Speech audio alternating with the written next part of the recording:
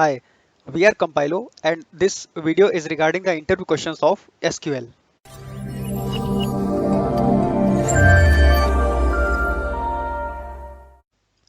What are the differences between Windows authentication and SQL Server authentication?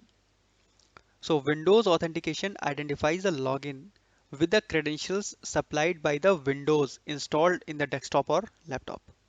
By default, when a SQL Server instance gets created, it is the only type of login allowed. On the contrary, accounts are created in the DBMS in database logins. These are different from the login account used to connect to the Windows.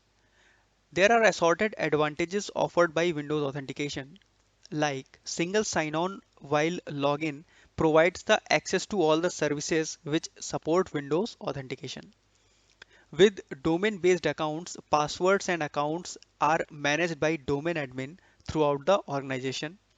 Therefore, the DB admin does not have to manage the accounts separately.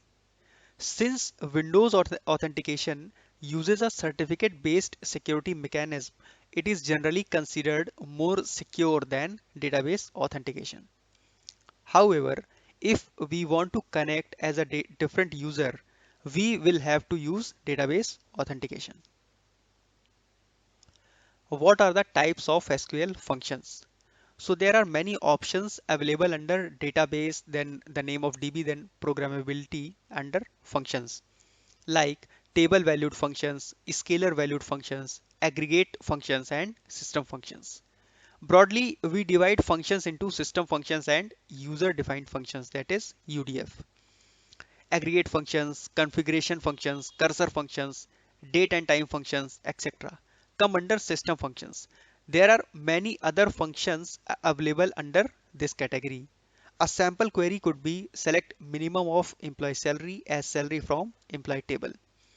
Now, SQL Server permits its users to create custom functions called UDF as per their business requirements. User-defined functions are of two types. First is table valued and second is scalar valued. So table valued returns a table and can be further divided into inline table valued and multi-statement table valued. The functions with single TSQL statement are inline table valued and the functions with multiple TSQL statements are multi-statement table valued. Scalar valued functions return a single value. Are there any disadvantages of using user defined functions? So SQL functions returning non-deterministic values are not allowed to be called from inside user defined functions. Also, using functions in select statements which are expected to provide the results with multiple result sets can lead to serious performance issues. The functions will get called multiple times, which will significantly slow down the response time, hampering the overall performance.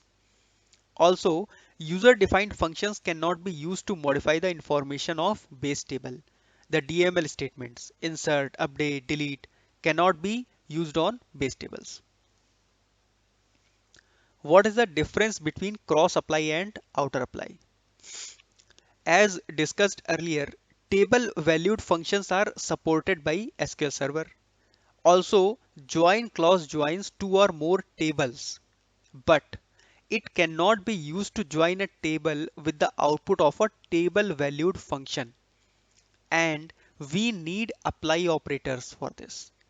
We have two apply operators. First is cross apply and second is outer apply. Cross apply is similar to inner join and retrieves matching records between the table valued functions and table being joined. Second is outer apply. Outer apply is similar to outer join and retrieves all the records. We need to use cross apply or outer apply clauses in our queries in place of inner join or outer join. Next question is, what is the difference between following queries? So if you see on the screen, we are selecting customer ID, order ID from customer, and then we are using a left join on order based on customer ID. Okay.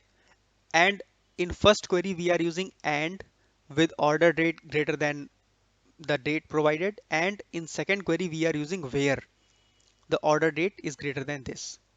Now what is the difference here? So basically left join takes all the rows from the first table regardless of whether the on clause evaluates to true, false or null, whatever, right? Also filter from first table should be on where clause, and filter from second table should be in on clause, right? So as discussed now, and is applied on join because it checks both the conditions. Whereas where is applied after join is applied. So once we apply join and we get result, then we apply where clause. So this is the basic difference. So these were quite a few interview questions. I hope you have understood them, and in case you encounter any of them, you can answer them easily. Thank you.